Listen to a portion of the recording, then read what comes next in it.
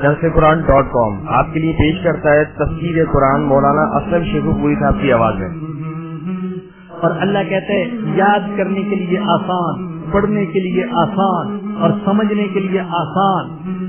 اس کے علاوہ اس مقبول web site پر آپ سنیے معروف عالم دین کے اصلاحی بیانات۔ تو اسلام کا نظریہ یہ ہے انا للہ و انا الیہ راجعون۔ حمد و نعت، بچوں کے لیے اصلاحی کہانیاں اور بہت کچھ۔ محمد کا روضہ قریب آ رہا ہے، بلندی پہ اپنا نصیب آ رہا ہے۔ www.darse-quran.com۔ الحمد للہ وحدہ والصلاة والسلام على من لا نبی بعدہ، اما بعد فاعوذ باللہ من الشیطان الرجیم، بسم اللہ الرحمن الرحیم۔ ولو اننا نزلنا الیہم الملائکۃ وکلمہم الموتى وحشرنا علیہم کل شیء قبلا ما كانوا ليؤمنوا إلا أن يشاء الله ولكن أكثرهم يجهلون۔ صدق اللہ العظیم۔ الحمدللہ ہم آج سے 8ویں پارے کا اور ویسے ترتیب کے اعتبار سے 13ویں پارے کا آغاز کر رہے ہیں۔ اپنے مالک اور خالق سے دعا ہے کہ جس طریقے سے اس نے پہلے 12 پاروں کے درس کو آسان فرما دیا، اللہ پاک بقیہ پاروں کے درس کو بھی آسان فرما دے۔ فرمایا کہ ولو اننا نزلنا الیہم الملائکہ، اور اگر ہم ان کی طرف فرشتوں کو بھی نازل کر دیں، وکلمہم الموتى، اور ان سے مردے بات چیت کریں قبروں سے اٹھ کر، وحشرنا علیہم کل شیء قبلا، اور ہم ہر چیز ان کے سامنے موجود بھی کر دیں، ما کانوا لیؤمنوا، تو یہ ایمان لانے والے نہیں ہیں، الا ان یشاء اللہ، مگر یہ کہ اللہ چاہے، ولکن اکثرہم یجہلون، لیکن ان میں سے اکثر جہالت سے کام لیتے ہیں۔ قرآن کریم کی جو اصل تقسیم ہے یہ پاروں کے اعتبار سے نہیں ہے، یہ صورتوں کے اعتبار سے ہے۔ اس لیے متعدد مواقع پر ایسا ہوا کہ کچھ مضمون پہلے پارے کے آخر میں ہے اور اس کا بقیہ حصہ دوسرے پارے کے آغاز میں ہے، جیسے یہاں پر بھی ہے۔ 7ویں پارے کی جو آخری آیت تھی اس میں یہ تھا کہ وَأَقْسَمُوا بِاللَّهِ جَهْدَ أَيْمَانِهِمْ، یہ اللہ کے نام کی مضبوط قسمیں کھاتے ہیں۔ لَإِن جَاءَتْهُمْ آیَةٌ، اگر ہمارا منہ مانگا معجزہ آپ ہمیں دکھا دیں تو ہم ایمان لے آئیں گے، لیکن اللہ نے فرمایا کہ تمہیں کیا پتا کہ اگر ہم ان کو معجزہ دکھا بھی دیں تو پھر بھی ایمان نہ لائیں۔ یہ آخری سے پہلی آیت ہے، اور آخری آیت میں فرمایا کہ وَنُقَلِّبُ أَفْئِدَتَهُمْ وَأَبْصَارَهُمْ، ہم ان کے دل اور ان کی آنکھیں پھیر دیں گے، جیسا کہ یہ پہلی مرتبہ اس پر ایمان نہ لائے، اور ہم ان کو سرکشی میں بھٹکتا ہوا چھوڑ دیں گے، اس لیے کہ ان کے اندر ایمان کی طلب نہیں ہے۔ تو اس پارے کے آغاز ہی میں اللہ نے اسی مضمون کو چلایا کہ اللہ فرماتے ہیں کہ اگر ان کے مطالبے کے موافق ہم فرشتوں کو بھی نازل کر دیں اور فرشتوں کو دیکھ لیں اور قبروں سے مردے اٹھ کر ان سے بات چیت کر لیں، کیونکہ ان کا مطالبہ ہے کہ ہمارے سامنے فرشتوں کو لایا جائے، جیسا کہ دوسری جگہ اللہ نے فرمایا کہ وہ کہتے تھے لولا انزل علینا الملائکۃ او نرى ربنا، ہماری طرف فرشتوں کو کیوں نہیں نازل کیا جاتا، یا رب کیوں نہیں سامنے آتا۔ اسی طریقے سے مردوں کے بارے میں کہتے تھے فأتوا بآبائنا، ہمارے سامنے ہمارے آباء و اجداد کو قبروں سے نکال کر لے آئیں، وہ ہمارے ساتھ بات چیت کریں، ہمیں یقین دلائیں کہ واقعی آخرت برحق ہے، تو پھر ہم ایمان لائیں گے۔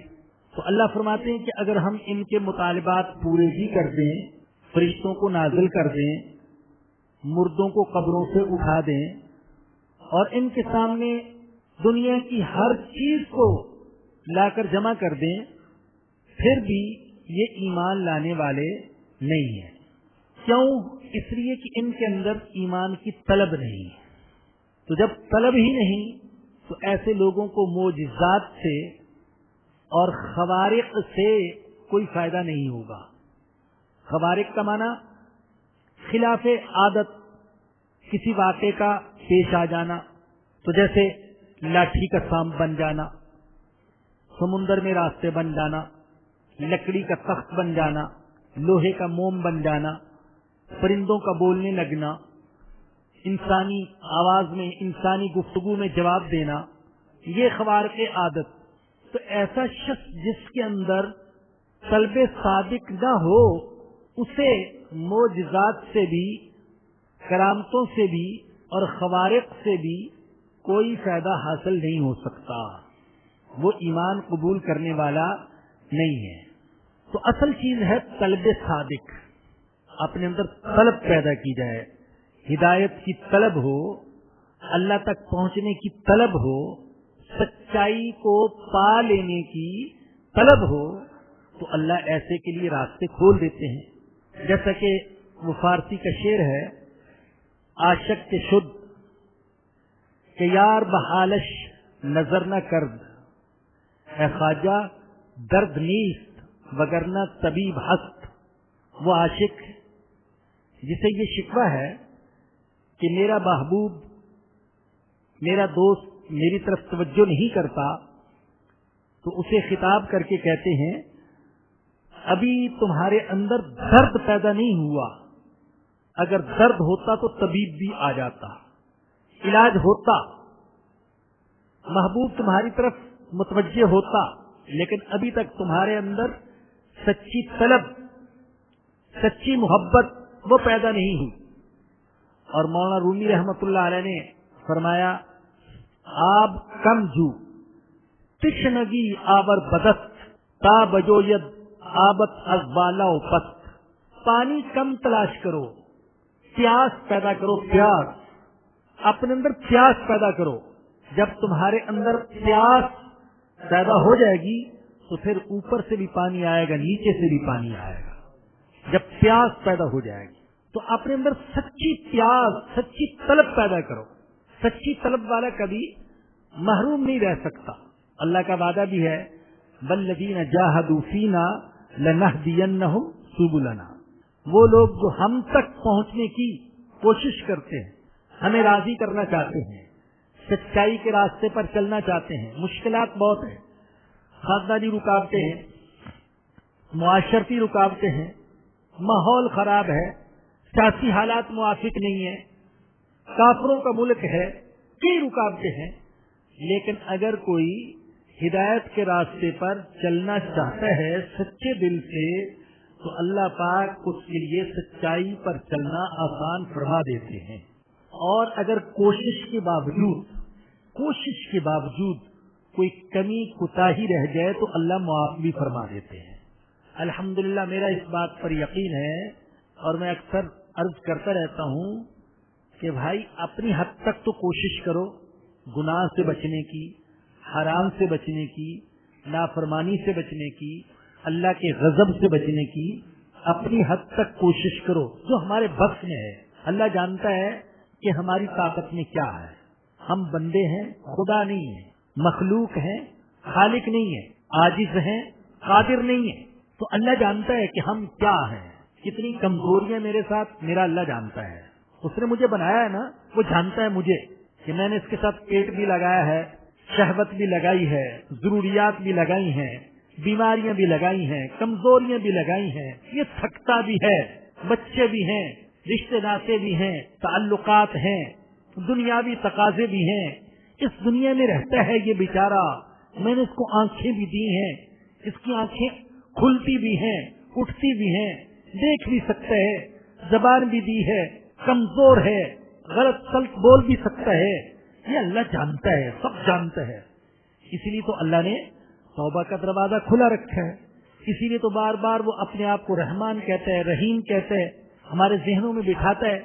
تو اگر ہم کوشش کریں گے ہدایت پر چلنے کی، اللہ کو راضی کرنے کی، تو اول تو اللہ پاک ہمارے لیے ہدایت کے راستے پر، اس کی رضا کے راستے پر چلنا آسان فرما دے گا، اور اگر ہماری کوشش کے باوجود اس میں کوئی کمی کوتاہی رہ گئی تو اس غفور الرحیم سے 100% نہیں 1000% امید ہے کہ وہ اپنی شان کریمی سے کام لیتے ہوئے ہمیں معاف بھی فرما دے گا، اس لیے کہ وہ جانتا ہے کہ انسان ہے اور انسان کمزور ہے۔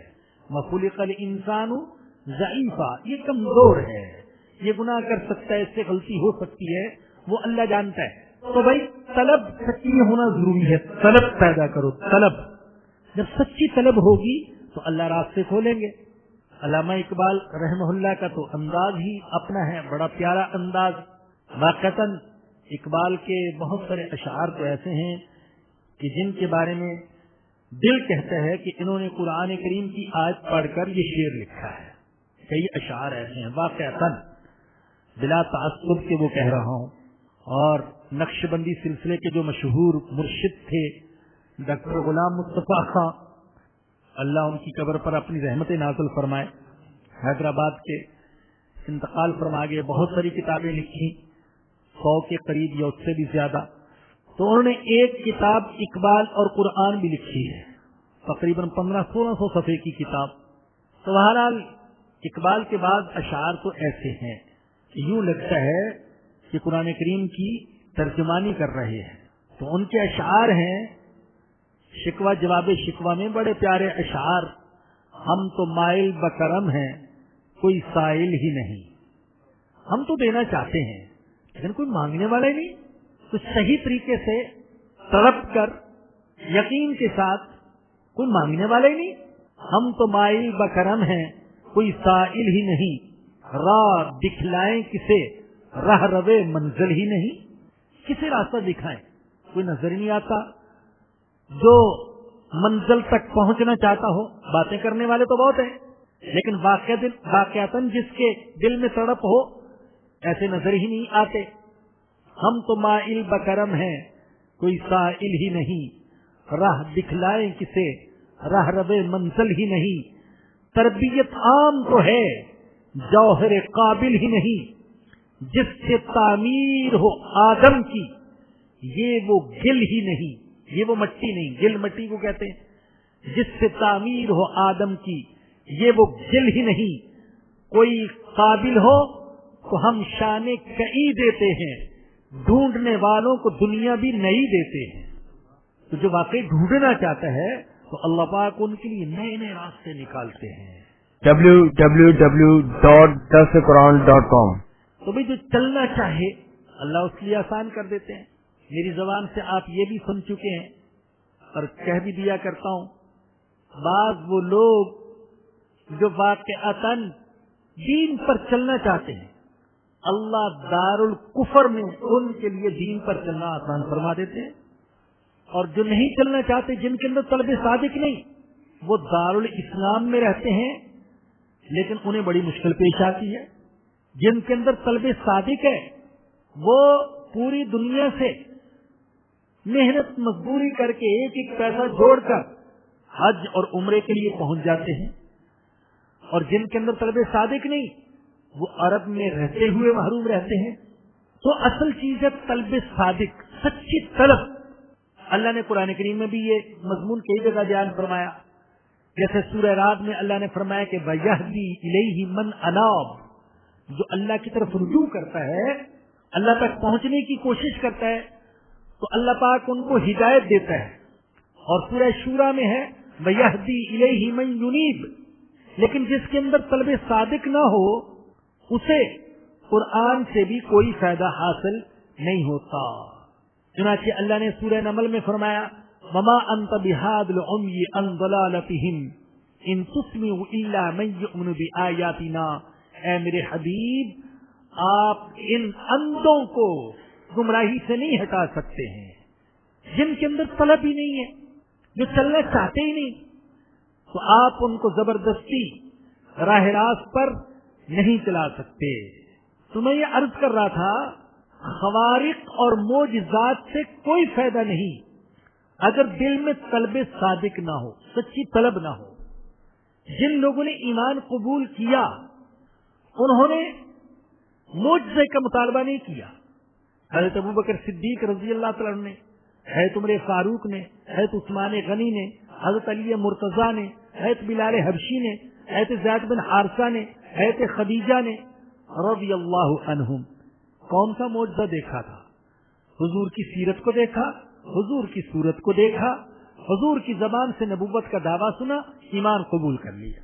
تو اللہ نے فرمایا کہ وَلَوْ أَنَّنَا نَزَّلْنَا إِلَيْهِمُ الْمَلَائِكَةَ وَكَلَّمَهُمُ الْمَوْتَى، اور اگر ہم ان کی طرف فرشتوں کو اتار دیں اور ان سے مردے بات کر لیں، وَحَشَرْنَا عَلَيْهِمْ كُلَّ شَيْءٍ قُبُلًا، اور ہم ان کے سامنے ہر چیز کو لا کر موجود کر دیں، مَا كَانُوا لِيُؤْمِنُوا، یہ ایمان لانے والے نہیں ہیں، إِلَّا أَن يَشَاءَ اللَّهُ، مگر یہ کہ اللہ چاہے. اللہ کی مشیت تو یہ ہے کہ اللہ نے انسان کو کچھ اختیار دیا ہے اور آزادی دی ہے، اور اگر اللہ اپنے اس قانون کو بدل دیں تو وہ انسانوں کو ہدایت پر مجبور کر سکتا ہے. لیکن اللہ کا یہ قانون نہیں کہ کسی کو ہدایت پر مجبور کیا جائے.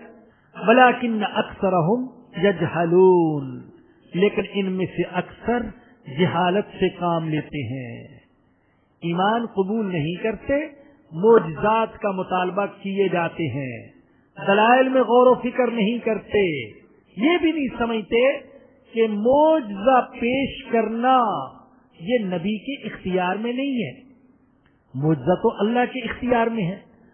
تو اللہ کے نبی سے مطالبے کرتے جاتے ہیں اور جو دلائل موجود ہیں ان میں غور و فکر کر کے ایمان قبول نہیں کرتے. وَكَذَلِكَ جَعَلْنَا لِكُلِّ نَبِيٍّ عَدُوًّا شَيَاطِينَ الْإِنسِ وَالْجِنِّ، اور اسی طریقے سے ہم نے انسانی اور جنی شیطانوں کو ہر نبی کا دشمن بنایا. دیکھیے ایسا نہیں کہ اللہ پاک نے زبردستی دشمن بنایا انسانوں کو اور جنوں کو نبیوں کا، ایسا نہیں ہے.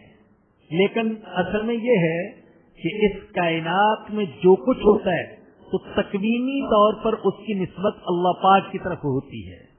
تو اللہ کہتے ہیں ہم نے بنایا. مقصد یہ کہ ہر نبی کے دشمن تھے، انسان بھی اور جنات بھی. جیسا کہ اللہ نے پہلے پارے میں فرمایا ختم اللہ علی قلوبہم وعلی سمعہم وعلی ابصارہم غشاوہ، اللہ نے مہر لگا دی ان کے دلوں پر اور ان کے کانوں پر اور ان کی آنکھوں پر پردہ پڑا ہوا ہے، اللہ نے مہر لگا دی. تو جب اللہ نے کسی کے دل پر مہر لگا دی تو پھر اگر وہ ایمان قبول نہیں کرتا تو اللہ اس کو عذاب کیوں دیتے؟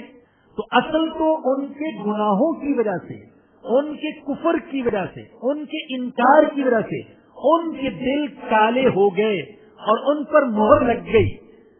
لیکن کائنات میں جو کچھ ہوتا ہے اس کی نسبت اللہ کی طرف ہوتی ہے، لہذا اس کی نسبت اللہ تعالی کی طرف کی گئی. تو یہاں پر بھی اللہ فرماتے ہیں کہ ہم نے یوں ہی انسانی اور جنی شیطانوں کو ہر نبی کا دشمن بنایا. اس سے ثابت ہوا کہ شیاطین انسانوں میں بھی ہوتے ہیں اور شیاطین جنات میں بھی ہوتے ہیں، اور ہر دور میں ایسا ہوتا رہا. ایک طرف اللہ کا نبی اور حق اور سچ کا پیغام، اور دوسری طرف شیاطین اور جھوٹ، باطل اور دھوکہ. ہر دور میں ایسا ہوتا رہا. تو شیاطین جنات میں بھی ہو سکتے ہیں، انسانوں میں بھی ہو سکتے ہیں، اور نیک لوگ انسانوں میں بھی ہیں، جنات میں بھی ہیں. قرآن کریم میں جو سورہ جن ہے اللہ پاک نے اس صورت میں اس کا ذکر کیا. ایسا نہیں ہے کہ سارے کے سارے جنات وہ شیطان ہوتے ہیں، بلکہ جنات میں اللہ کے نیک بندے بھی ہوتے ہیں. کیونکہ قرآن یہ بتاتا ہے کہ جب جنات نے حضرت محمد الرسول اللہ صلی اللہ علیہ وسلم کی مبارک زبان سے قرآن سنا تو فوراً ایمان قبول کر لیا. نہ صرف ایمان قبول کر لیا بلکہ وہ ایمان کی دعوت دینے کے لیے اپنی قوم کی طرف واپس گئے. قل اوحی الی انہ استمع نفر من الجن فقالوا انا سمعنا قرآنا عجبا. لوگوں ہم نے عجیب قرآن سنا ہے، یہدی الی الرشد، وہ رشد کی طرف ہدایت دیتا ہے. فآمنا بی، ہم نے تو ایمان قبول کر لیا. ولن نشرک بربنا احدا، ہم آج کے بعد اپنے رب کے ساتھ کسی کو شریک نہیں ٹھہرائیں گے. اور دوسری جگہ آتا ہے اپنی قوم سے کہنے لگے یا قومنا اجیبوا داعی اللہ وآمنوا بہ یغفر لکم من ذنوبکم ویجرکم من عذاب علیم. اے ہماری قوم، یہ اللہ کا داعی ہے، یہ جو محمد ہیں صلی اللہ علیہ وسلم یہ اللہ کے داعی ہیں، اللہ کی طرف دعوت دینے والے. ان کی دعوت کو قبول کر لو اور ان پر ایمان لے آؤ. اس ایمان کی برکت سے اللہ تمہارے سارے گناہوں کو معاف فرما دے گا اور تمہیں دردناک عذاب سے پناہ عطا فرما دے گا. یہ جنات نے کہا. تو جنات میں اچھے اور برے دونوں قسم کے لوگ ہیں. یہ جنات کیا چیز ہیں؟ ہم اتنا جانتے ہیں کہ ایک ناری مخلوق ہے، بس اتنا جانتے ہیں. ایک آگ سے پیدا ہونے والی مخلوق، بہت سریع الحرکت، تیزی سے حرکت کرنے والے، ایک جگہ سے دوسری جگہ. لیکن ان کی حقیقت کیا ہے؟ ہم پوری طرح ان کی حقیقت کو نہیں جانتے، بیان نہیں کر سکتے، لیکن اس پر ایمان رکھتے ہیں. جنات کے وجود پر ایمان رکھتے ہیں کہ جنات ہیں. ہاں، لیکن جنات کا یہ جو سلسلہ ہے اس پر جن کا سایہ، اور اس کو جن نے پکڑ لیا اور اس کے اندر جن داخل ہو گیا اور اس کے اندر جن داخل ہو گیا. واللہ عالم بالصواب. یہ کہانیاں کہاں تک صحیح ہے اللہ ہی جانتا ہے. ہمیں اللہ پاک نے اب تک اس سے بچایا ہوا ہے اور اللہ کی ذات سے امید ہے کہ انشاءاللہ ہمارا اللہ مرتے دم تک ہمیں اس سے بچائے رکھے گا. اللہ سے امید ہے انشاءاللہ. جو مشاہدے میں آتا ہے، جو تجربے میں آتا ہے، جو دیکھنے میں آتا ہے، میرے خیال میں یہ جو کہانیاں ہوتی ہیں یہ 100 میں سے کوئی ایک کہانی سچی ہو تو بڑی بات ہوگی، وگرنہ 99% ڈرامے ہوتے ہیں، مکاری ہوتی ہے، فریب ہوتا ہے، دھوکہ ہوتا ہے، کوئی بیماری ہوتی ہے، کوئی ایسی بیماری سمجھ میں نہیں آتی، اور بعض اوقات تو بڑی خطرناک بیماری ہوتی ہے، عشق کی بیماری ہوتی ہے، لیکن یوں کر دیا جاتا ہے جیسے جنات کا سایہ. تو بھائی ہم نے تو جنات کے دروازے کو کچھ زیادہ ہی وسیع کر دیا. اس پر جن کا سایہ اور اس پر جن کا سایہ. بعض ایسے گھرانے سامنے آتے ہیں کہ پتہ چلتا ہے کہ پورے گھرانے پر ہی جن چھائے ہوئے ہیں. تو اللہ ہم سب کی حفاظت فرمائے. اکثر میں یہ عرض کرتا رہتا ہوں کیونکہ آج کل یہ وہم کی بیماری بہت زیادہ ہو گئی. فلاں نے جادو کر دیا، فلاں نے سحر کر دیا، اور فلاں نے سفلی کر دیا، اور فلاں پر جن ہے. یہ کہانیاں بہت زیادہ پیش آ رہی ہیں. تو اپنے یقین کو مضبوط کیجئے، ایمان کو مضبوط کیجئے، اور یقین کی مضبوطی کے ساتھ آیت الکرسی پڑھیے، معوذتین پڑھیے. اللہ پاک انشاءاللہ ان سب سے ہماری حفاظت فرمائیں گے. تو یقین کے ساتھ پڑھیے. تو ہم نے تو اتنا وسیع کر دیا. لوگ پوچھتے بھی ہیں کیا بات ہے صرف مسلمانوں پر ہی جن مسلط ہوتے ہیں، غیر مسلموں پر جن مسلط نہیں ہوتے؟ حیرت کی بات ہے. الا ماشاءاللہ کوئی واقعہ پیش آیا ہو، لیکن یہاں تو ہر دوسرا تیسرا گھر جو ہے وہاں جنات کا سایہ ہے. تو بھائی یہ وہم کے جو مریض ہیں ان کا کوئی علاج نہیں. اور بعض لوگ وہ ہیں جو جنات کے وجود ہی کا انکار کرتے ہیں. وہ کہتے ہیں چونکہ ہماری ریسرچ کے مطابق، ہماری تحقیق کے مطابق جن کوئی چیز نہیں، لہذا ہم جنات کے وجود کو تسلیم نہیں کرتے.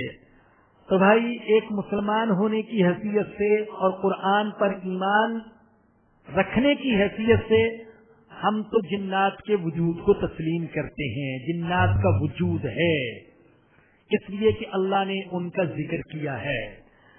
تو یہاں فرمایا کہ وَكَذَلِكَ جَعَلْنَا لِكُلِّ نَبِيٍّ عَدُوًّا، اور اسی طریقے سے ہم نے ہر نبی کے لیے انسانی اور جنی شیطانوں کو ہر نبی کا دشمن بنایا. یوحی بعضهم الى بعض زخرف القول غرورا، جو ایک دوسرے کی طرف چکنی چوپڑی باتوں کا وسوسہ ڈالتے رہتے ہیں لوگوں کو دھوکہ دینے کے لیے. ایک دوسرے کی طرف وسوسے ڈالتے رہتے ہیں لوگوں کو دھوکہ دینے کے لیے. اس آیت کریمہ سے چند حقائق ثابت ہوتے ہیں. پہلی حقیقت تو یہ ثابت ہوتی ہے کہ جو بھی انبیاء کے پیغام کی، انبیاء کے کام کی، انبیاء کے پروگرام کی مخالفت کرتا ہے وہ شیطان ہے، خواہ وہ انسان ہو یا کہ جن ہو. کیونکہ اللہ نے فرما دیا ہر زمانے میں ہر نبی کے پیغام اور پروگرام کے دشمن رہے، اور وہ کون تھے؟ شیطان. اللہ کہتا ہے وہ شیطان تھے، ہاں وہ انسان تھے یا جن، وہ شیطان ہے. تو اللہ کے نبیوں کے پروگرام کی مخالفت کرنا یہ شیطان کا کام ہے، انسان کا کام نہیں ہے. دوسری حقیقت جو اس سے سمجھ میں آئی وہ یہ کہ اللہ پاک کی حکمت کا تقاضا ہے کہ اللہ پاک ایسے لوگوں کو مہلت دیتا جاتا ہے، فوری طور پر نہیں پکڑتا. اور تیسری حقیقت اس سے یہ سمجھ میں آئی کہ یہ جو شیاطین ہیں انبیاء کے پیغام اور انبیاء کے پروگرام کی مخالفت کرنے والے، ان کا سب سے مؤثر حربہ وہ ملمہ سازی ہے، دھوکہ، جھوٹ. جتنے بھی باطل نظریات ہیں ان میں ظاہری کشش ہوتی ہے، ملمہ سازی ہوتی ہے انسانوں کو دھوکہ دینے کے لیے. یہ جو باطل نظریات کے علم بردار ہیں ان میں سے کوئی انسانی آزادی کا نعرہ لگاتا ہے، کوئی عورتوں کے حقوق کا نعرہ لگاتا ہے، کوئی معیار زندگی کو بلند کرنے کا نعرہ لگاتا ہے، کوئی آزادی رائے کا نعرہ لگاتا ہے، کوئی خوشحالی کا نعرہ لگاتا ہے، کوئی جمہوریت کا وہ نعرہ لگاتا ہے. لیکن ان کے پس پردہ مقاصد کچھ اور ہوتے ہیں. یہ حقیقت میں انسانوں کو آسمانی تعلیمات سے دور رکھنا چاہتے ہیں، ان سے محروم رکھنا چاہتے ہیں.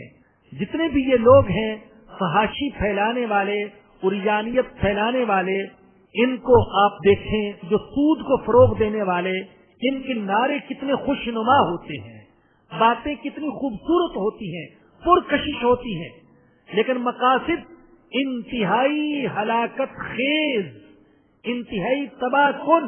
تو اللہ کہتے ہیں یہ شیاطین ایک دوسرے کو ملمہ سازی کرتے ہیں اور چکنی چوپڑی باتیں ایک دوسرے کے دل میں ڈالتے ہیں. کس لیے؟ غرورا، دھوکہ دینے کے لیے.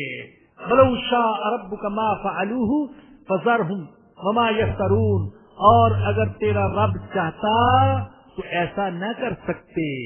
اگر رب چاہتا، اللہ چاہتا تو ایسا نہ کر سکتے. اللہ چاہے تو ان کی گردن کو مروڑ دے، اللہ چاہے تو ان کے لکھنے والے ہاتھوں کو توڑ دے، اللہ چاہے تو ان کی بولنے والی زبان کو گنگ کر دے، اللہ چاہے تو ان سے زندگی کی سانس کو چھین لے. اللہ ایسا کر سکتا ہے. لیکن اللہ کے ہاں جبر نہیں ہے. اللہ نے انسان کو کچھ اختیار دے رکھا ہے، کچھ آزادی دے رکھی ہے، یہ اس کی مشیت کا تقاضا ہے. تو اللہ فرماتے بلو شاء ربک ما فعلوہ، اگر تیرا رب چاہتا تو وہ ایسا نہ کر سکتے. فذرہم وما یفترون، ان کو چھوڑ دیجیے اور جو کچھ یہ افترا کرتے ہیں، جو کچھ یہ گھڑتے ہیں، جو کچھ یہ جھوٹ بولتے ہیں اس سے اعراض کر لیجیے. وَلِتَصْغَىٰ إِلَيْهِ أَفْئِدَةُ الَّذِينَ لَا يُؤْمِنُونَ بِالْآخِرَةِ. تاکہ یہ ملمہ سازی کیوں کرتے ہیں، ایک دوسرے کی طرف وسوسے کیوں ڈالتے ہیں؟ تاکہ اس کی طرف ان لوگوں کے دل مائل ہو جائیں جو آخرت پر ایمان نہیں رکھتے. وَلِيَرْضَوْهُ، اور تاکہ وہ اس کو پسند کر لیں. وَلْيَقْتَرِفُوا مَا هُمْ مُقْتَرِفُونَ، اور تاکہ وہ بھی ان کاموں کا ارتکاب کرنے لگے جن کاموں کا وہ ارتکاب کر رہے ہیں۔ اللہ کہتے ہیں یہ ایک دوسرے کی طرف جھوٹ کی باتیں، دھوکے کی باتیں، خوبصورت باتیں، ملمس سازی والی باتیں ایک دوسرے کی طرف القاء کرتے ہیں، وسوسے اندازی کے ذریعے سے ایک دوسرے تک پہنچاتے ہیں۔ کیوں؟ لوگوں کو دھوکہ دینے کے لیے، اور تاکہ ان کی باتوں کی طرف ان لوگوں کے دل مائل ہو جائیں جو آخرت پر ایمان نہیں رکھتے، اور وہ لوگ ان کی باتوں کو پسند کرنے لگیں، اور لوگ انہی حرکتوں کا ارتکاب کرنے لگے جن حرکتوں کا یہ ارتکاب کر رہے ہیں۔ یہ 3 مرحلے ہیں بھائی گمراہی کے۔ پہلے انسان کا دل مائل ہوتا ہے گمراہی کی طرف، پھر وہ اس کو پسند کرنے لگتا ہے، اور پھر وہ گمراہی میں مبتلا ہو جاتا ہے۔ تو فرمایا کہ یہ پوری کوشش کر رہے ہیں کہ لوگوں کے دل ان کی طرف مائل ہو جائیں، لوگ ان کی باتوں کو پسند کرنے لگیں، اور پھر لوگ بھی اسی بد عملی میں مبتلا ہو جائیں جس میں یہ خود مبتلا ہے۔ ان کی کوشش یہ ہے، آپ ذرا غور کیجیے، آج جتنے باطل نظریات کے علم بردار ہیں وہ اپنے باطل پروگرام کو ایسا خوشنما بنا کر پیش کرتے ہیں کہ لوگوں کے دل ان کی طرف مائل ہو جائیں۔ جو سودی کاروبار کو پوری دنیا میں پھیلانا چاہتے ہیں، سود کی لعنت کو پوری دنیا میں پھیلانا چاہتے ہیں، ذرا آپ ان کے سلوگن دیکھیں، ان کے نعرے دیکھیں، ان کے اشتہارات دیکھیں، کتنے خوبصورت ہوتے ہیں۔ آپ سگریٹ والوں کو دیکھیں، اشتہارات ان کے کتنے خوبصورت ہیں، پرکشش۔ بہت سارے ایسے نوجوان ہیں جو ان کے اشتہارات کو دیکھ کر نقالی کے طور پر، فیشن کے طور پر سگریٹ پیتے ہیں اور پھر مستقل سگریٹ نوش بن جاتے ہیں۔ آپ فحاشی پھیلانے والوں کو دیکھیں، کس طریقے سے لوگوں کو اپنی طرف متوجہ کرتے ہیں۔ اللہ معاف فرمائے، آج کا میڈیا سوائے چند پروگراموں کے ٹچ لگاتے ہیں، چونکہ مسلمان ہیں، کلمہ پڑھتے ہیں، تو ٹچ لگاتے ہیں اکثر ٹی وی چینل والے مذہبی پروگرام کا، تلاوت کروا دی، نعت پڑھا دی، ایک آدھ اسلامی تقریر کروا دی، یا ربیع الاول آ گیا نعتیں پڑھا دی، قوالی کروا دی، کسی مولوی صاحب کا بیان کروا دیا، ثابت ہو جائے کہ ہم مسلمان ہیں۔ لیکن عمومی طور پر دیکھیں کس طریقے سے گندگی کی دعوت دی جاتی ہے، گندگی کو کتنا خوشنما بنا کر پیش کیا جاتا ہے کہ عام سیدھا سادہ انسان، گھریلو قسم کی عورتیں وہ بھی متاثر ہو جائیں۔ چنانچہ باطل کو، فحاشی کو، گندگی کو، بے دینی کو خوشنما بنا کر پیش کرنے کا نتیجہ یہ نکل رہا ہے کہ با حیا گھرانوں میں بے حیا پیدا ہو رہے ہیں۔ غیرت والے گھرانے، جو بڑے اونچے گھرانے تھے، علمی گھرانے اور دنیا میں نام رکھنے والے، شرافت میں نام پیدا کرنے والے گھرانے، آج ان گھرانوں سے غیرت اور حیا کے جنازے اٹھ رہے ہیں۔ تو باطل کو خوبصورت بنا کر پیش کیا جاتا ہے۔ تو میرے بھائیوں، میری بہنوں، اللہ پاک ہمیں سمجھا رہے ہیں کہ لوگوں ہر خوبصورت چیز سے متاثر نہ ہو جایا کرو۔ ملمہ سازی کس کو کہتے ہیں؟ اوپر سونے کا پانی اور نیچے لوہا۔ تو اللہ سمجھا رہے ہیں لوگوں، لوہے کو سونا مت سمجھو، یہ صرف اوپر لیپا پوتی ہے، چمک دمک اوپر ہے، نیچے تو لوہا ہے۔ دھوکہ نہ کھا جاؤ، ان کی باتوں میں نہ آ جاؤ، اپنے آپ کو تباہ کر لو گے۔ تو اللہ نے 3 مراحل پیش بیان فرمائے گمراہی کے۔ پہلے انسان کا دل مائل ہوتا ہے، توجہ ہوئی، پھر اس کو پسند کرنے لگا، اور پھر وہی کچھ کرنے لگا جو کچھ یہ بے حیا اور دین بیزار لوگ کر رہے ہیں۔ آج کیا ہو رہا ہے؟ پہلے کسی پروگرام کو دیکھا، معاذ اللہ کسی فلم میں ڈھاکے کے پروگرام کو دیکھا، اب فلم کے طور پر دیکھ رہے اس پروگرام کو، اور اس میں ہو کیا رہا ہے؟ ڈاکہ زنی، قتل یہ ہو رہا ہے، عصمت دری ہو رہی ہے۔ اب دل کا میلان ہوا، بڑا خوبصورت پروگرام ہے، اور کیا ہاتھ کی صفائی دکھائی اس نے، اور کیسے قتل کیا، کیسے ڈاکہ ڈالا، پکڑا بھی نہیں گیا تو دل کا میدان ہوا. پھر اس کو پسند کرنے لگا، آہستہ آہستہ دل کے اندر بیٹھ گیا مجھے بھی یہی کرنا چاہیے. چنانچہ وہی نوجوان جس نے محض وقت گزارنے کے لیے ایک دلچسپ پروگرام دیکھا تھا، وہ آگے چل کر خود ڈاکو اور لٹیرا بن گیا، وہ آگے چل کر خود عزتوں کو لوٹنے والا بن گیا. تو ہمارا اللہ فرما رہے کہ یہ ہیں 3 مراحل. ان شیطانوں کے پہلے متوجہ کرتے ہیں، مائل کرتے ہیں، اور آج تو یہ کھل کر ہو رہا ہے، اشتہارات کے ذریعے سے، پروپیگنڈے کے ذریعے سے مائل کرنا، متوجہ کرنا. اب تو شاید ہمارے ملک میں کوئی کرکٹ ٹیم آتی ہے یا نہیں آتی، جو حادثہ پیش آیا لاہور کے اندر، وغیرہ جب کوئی کرکٹ میچ ہوتا تھا، کوئی ٹیم آتی، ہمارے اخبارات ایسے پروپیگنڈا کرتے، ایسے اشتہارات دکھاتے، خوفناک ٹکراؤ ہوگا کل، خوفناک ٹکراؤ ہوگا، اور ایسے ڈائلاگ اخبار میں شائع کرتے کہ ہمارے جیسے جو مسجد سے تعلق رکھنے والے وہ بھی سوچتے کہ بھائی کل پتہ نہیں کیا 2 ملکوں کی جنگ ہونے والی ہے، کفر ایمان کا کوئی فیصلہ ہونے والا ہے، کوئی مسلمانوں کی فتوحات کا دروازہ کھلنے والا ہے. کل اگر پاکستانی ٹیم جیت گئی تو ہو سکتا ہے مسئلہ کشمیری حل ہو جائے، یا یہ کہ بیت المقدس ہی آزاد ہو جائے. کل تو کوئی ایسا مار کا برپا ہونے والا ہے. تو ایسا متوجہ کرتے ہیں، ایسی فضا بنا دیتے ہیں کہ صوفی قسم کے لوگ بھی منہ چھپا کر ٹی وی کے سامنے بیٹھ جاتے ہیں. صوفی ہے، کبھی دیکھا نہیں ٹی وی، داڑھی کو چھپایا ہوا ہے رومال کے ذریعے سے اور چھپ کر دیکھ رہا ہے میں بھی دیکھوں کیا سکور ہوا ہے. وہ کہتا صوفی جی آپ کو کیا تعلق ہے، ایسے ہی پوچھ رہا تھا. تو ایسی فضا پیدا کر دیتے ہیں. نصاب کہتے ہیں.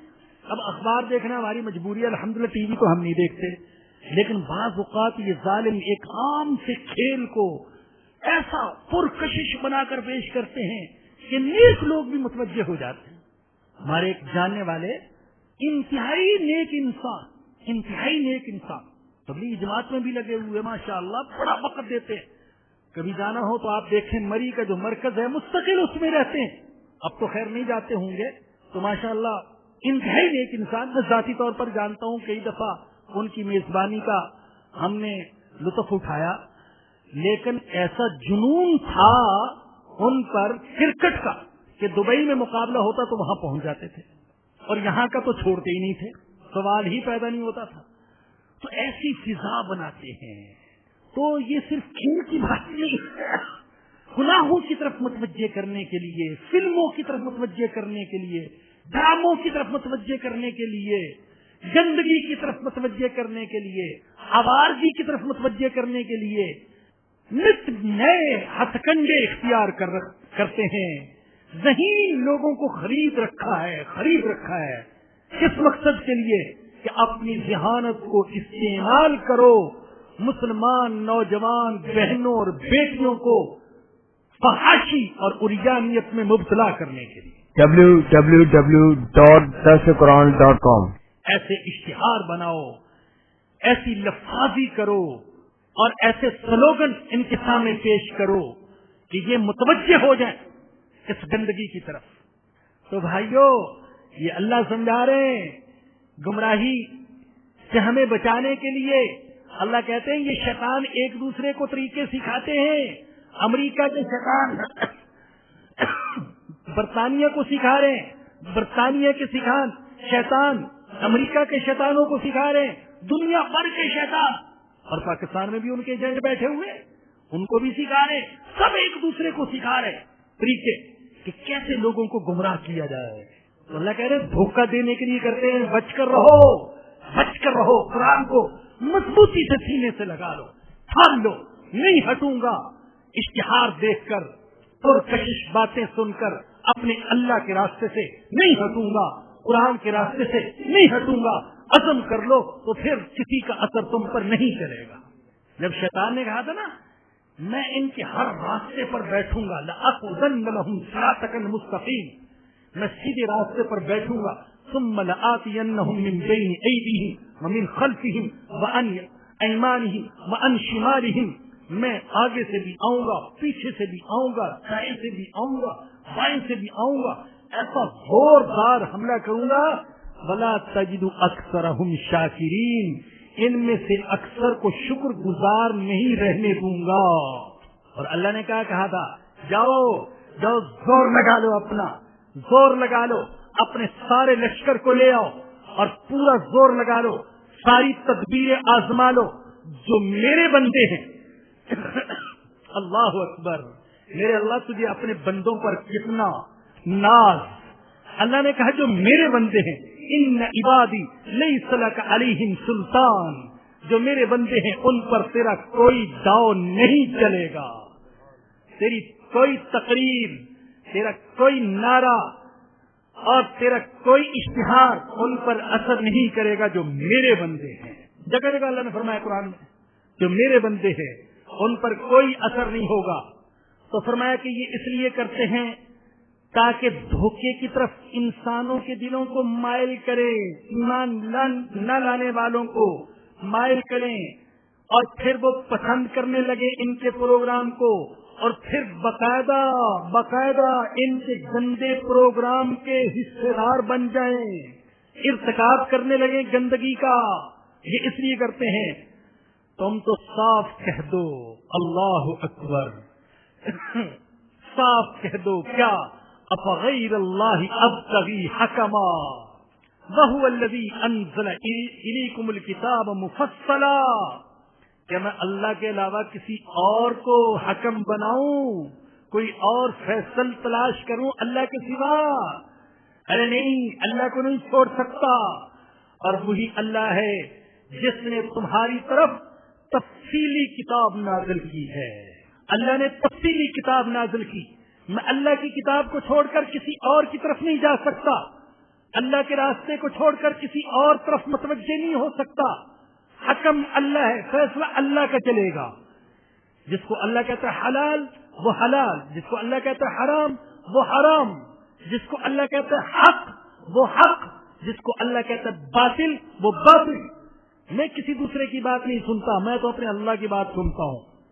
تفصیلی کتاب نازل کی، تفصیلی اس اعتبار سے کہ اللہ نے اس کتاب کے اندر وہ تمام اصول بیان کر دیے جنہیں سامنے رکھ کر زندگی گزارنے سے انفرادی اور اجتماعی تمام مسائل حل ہو جاتے ہیں۔ اور سن لیجیے میرے بھائیوں اور میری بہنوں، جو لوگ یہ کہتے ہیں کہ دنیا بہت ترقی کر چکی لہذا اس کتاب کی طرف رجوع کی ضرورت نہیں، ان کا اسلام سے کم از کم کوئی تعلق نہیں ہے۔ وہ جہاں یہ کہتے ہیں کہ اب اس دور کے اندر 15ویں صدی میں قرآن کی طرف رجوع کی ضرورت نہیں، یا معاذ اللہ قرآن اب بیکار ہو چکا، ان کو معاذ اللہ ایک اور بات بھی کہہ دینی چاہیے، اور وہ یہ کہ ہمارا اسلام سے بھی کوئی تعلق نہیں ہے۔ ان کو اقرار کر لینا چاہیے کہ ہم کافر ہیں۔ اسلام کے لبادے میں اسلام پر پھاوڑے نہ چلائیں اور اسلام کی تصویر کو مسخ نہ کریں۔ والذین آتیناہم الکتاب، اور وہ لوگ جن کو ہم نے کتاب دی ہے، یعلمون انہ منزل من ربک، وہ جانتے ہیں کہ یہ کتاب تیرے رب کی طرف سے نازل ہوئی حق کے ساتھ۔ اہل کتاب جانتے ہیں، سنیو میرے بھائیوں، اللہ کہتا ہے اہل کتاب جانتے ہیں، یہود و نصارہ جانتے ہیں کہ یہ کتاب تیرے رب کی طرف سے نازل ہوئی ہے۔ اللہ کہہ رہے جانتے ہیں، اور اللہ کہہ رہے فلا تکونن من الممترین، آپ شک کرنے والوں میں سے نہ ہو جائیں کہ پتہ نہیں کہ وہ جانتے ہیں یا نہیں جانتے۔ اللہ کہہ رہے وہ جانتے ہیں کہ یہ کتاب تیرے رب کی طرف سے نازل ہوئی۔ اگر اللہ کہہ رہا ہے تو خدا کی قسم 100% یہ سچ ہے۔ آج اگر اہل کتاب کہیں نا ہم تو نہیں جانتے، قرآن کہہ رہا ہے یہ جانتے ہیں، لیکن اللہ کہہ رہے اللہ کا کلام 100% سچا، اللہ کی گواہی سچی۔ یہ جانتے ہیں مگر مانتے نہیں ہیں، جانتے ہیں یہ کتاب تیرے رب کی طرف سے نازل ہوئی، تو اللہ کہہ رہا ہے یہ جانتے ہیں، اور ہم اللہ کے بندے اس بات کو مانتے ہیں کہ واقعی اہل کتاب جانتے ہیں، ہمارا اللہ کی بات پر یقین ہے۔ تو اللہ کہہ رہا تم شک کرنے والوں میں سے نہ ہو جاؤ۔ آج بھی حقیقت میں آج کے اہل کتاب بھی جانتے ہیں کہ یہ اللہ کی طرف سے کتاب نازل ہوئی، مگر خود بھی نہیں مانتے اور ہمیں بھی اس کتاب سے دور کرنا چاہتے ہیں۔ اللہ ایسی صورت بنا دے، اللہ ہمارے دل دماغ کو ایسا بدل دے کہ جتنا وہ ہمیں دور کرنا چاہتے ہیں اللہ کرے کہ ہم اتنے ہی اس کتاب کے قریب ہو جائیں۔ وآخر دعوانا ان الحمد للہ رب العالمین۔ بھائی وہ بھائی احمد صاحب جن کی والدہ نے 50 سال کی عمر میں ماشاء اللہ قرآن کریم حفظ کیا ہے، تو وہ آگے میں نے وعدہ کیا تھا کہ میری تفسیر تیسری جلد چھپ کر آ رہی ہے تو ان کی خدمت میں ہدیتاً پیش کروں گا۔ اللہ آپ کی زندگی میں برکت دے، آپ کی والدہ کی زندگی میں برکت دے، اور اللہ پاک آپ کے خاندان میں قرآن کے فیض کو عام فرمائے۔ اور بھئی یہ تیسری جلد جیسا کہ آپ نے دیکھا الحمدللہ یہ بھی چھپ کر آئی ہے، اور بظاہر یہ 8-9 جلدوں تک کام جائے گا۔ اس تیسری جلد کے اندر سورہ آراف، انفال اور توبہ یہ 3 صورتیں آئی ہیں، 10 پارے ہو گئے اور 3 جلدوں کے اندر تو آگے کام ہو رہا ہے۔ خصوصی دعا فرمائیے گا اپنے مخصوص اوقات میں، اللہ میرے لیے آسانیاں پیدا فرما دے۔ یہ بھائی اعلان ہے خواتین و حضرات کے لیے، جامع مسجد صراط مستقیم میں شیخ اظہر اقبال صاحب کا اصلاحی بیان ہوگا 12 ربیع الاول کو۔ تمام حضرات و خواتین سے شرکت کی درخواست ہے۔ الحمدللہ رب العالمین والصلاة والسلام علی سید الانبیاء والمرسلین۔ ربنا ظلمنا انفسنا وان لم تغفر لنا وترحمنا لنكونن من الخاسرین۔ ربنا هب لنا من ازواجنا وذرياتنا قرة اعین واجعلنا للمتقین اماما۔ مولا کرم فرما دے، مولا رحم فرما دے، مولا معاف فرما دے۔ فتنوں کا دور ہے، مولا ہدایت پر قائم رکھنا، ایمان پر قائم رکھنا، اپنے راستے پر قائم رکھنا، مولا استقامت نصیب فرما دے۔ مولا قرآن کو سینے سے لگانے کی توفیق عطا فرما، سینے میں اتارنے کی توفیق عطا فرما، قرآن کو اپنی زندگی کا امام بنانے کی توفیق عطا فرما۔ مولا جیسے تو نے اس خاتون کو، نیک خاتون کو 50 سال کی عمر میں قرآن کریم حفظ کرنے کی توفیق دے دی، میرے اللہ تمام حضرات و خواتین کو صحیح تجوید اور تلفظ کے ساتھ قرآن کریم پڑھنے کی توفیق عطا فرما دے۔ مولا تو سب کے لیے آسان فرما دے، اپنے فضل و کرم سے آسان فرما دے۔ مولا اس خاتون کے خاندان میں قرآن کے فیوز و برکات کو عام فرما دے، ہم سب کے گھروں میں قرآن کی ہوا کو چلا دے، قرآن کی خوشبو کو پھیلا دے، قرآن کے نور کو پھیلا دے میرے اللہ۔ قرآن کی برکتیں، رحمتیں ہمارے سینوں پر، یا اللہ ہمارے گھروں پر، ہمارے ملک پر نازل فرما دے۔ مولا اس ملک کی حفاظت فرما، اس شہر کی حفاظت فرما۔ مولا ہمارے قائدین کو ہدایت عطا فرما، مولا رحم فرما دے، مولا کرم فرما دے، مولا کو اچھی قیادت نصیب فرما دے۔ مولا ہمیں ہدایت دے دے، پوری امت مسلمہ کو ہدایت دے دے۔ مولا اس خاتون نے جو قرآن کریم حفظ کیا اتنے شوق ذوق کے ساتھ، اس کی برکت سے ہم سب مسکینوں غریبوں کے مسائل کو حل فرما دے۔ مولا ہماری پریشانیوں کو دور فرما دے، مشکلات کو آسان فرما دے، جائز ضروریات غیب کے خزانوں سے پوری فرما دے، ہمارے بیماروں کو شفا عطا فرما دے، ہمارے مرحومین کی مغفرت فرما دے۔ مولا جو والدین اپنی نوجوان اولاد کے رشتوں کے سلسلے میں پریشان ہیں، مولا ان کی پریشانی کو دور فرما دے، تو نیک رشتے آسان فرما دے۔ مولا یہ جو 13واں پارہ شروع ہوا ہے، مولا اپنے فضل و کرم سے خلوص کے ساتھ یا اللہ اس کو تکمیل تک پہنچانے کی توفیق عطا فرما دے۔ مولا یہ تفسیر قرآن کا کام جو ہو رہا ہے، مولا تو اس میں آسانیاں پیدا فرما دے، اپنے فضل و کرم سے آسانیاں پیدا فرما دے، اس کو تکمیل تک پہنچانے کی توفیق عطا فرما دے۔ یا اللہ اس مجمع میں جتنے بھی حضرات و خواتین شریک ہیں ان سب کی جائز ضروریات کو نیک تمناؤں کو اپنے فضل و کرم سے پورا فرما دے. ربنا آتنا فی الدنیا حسنۃ وفی الآخرۃ حسنۃ وقنا عذاب النار. ربنا تقبل منا انک انت السمیع العلیم وتب علینا انک انت التواب الرحیم. صلی اللہ تعالی علی رسولہ وخیر خلقہ سیدنا و مولانا محمد وآلہ وصحبہ واہل بیتہ اجمعین آمین برحمتک یا ارحم. درسقرآن.com آپ کے لیے پیش کرتا ہے تفسیر قرآن مولانا افضل شیخو پوری صاحب کی آواز میں. اور اللہ کہتا ہے یاد کرنے کے لیے آسان، پڑھنے کے لیے آسان اور سمجھنے کے لیے آسان. اس کے علاوہ اس مقبول ویب سائٹ پر آپ سنیے معروف عالم دین کے اصلاحی بیانات. تو اسلام کا نظریہ یہ ہے انا للہ و انا الیہ راجعون. حمد و نعت، بچوں کے لیے اصلاحی کہانیاں اور بہت کچھ.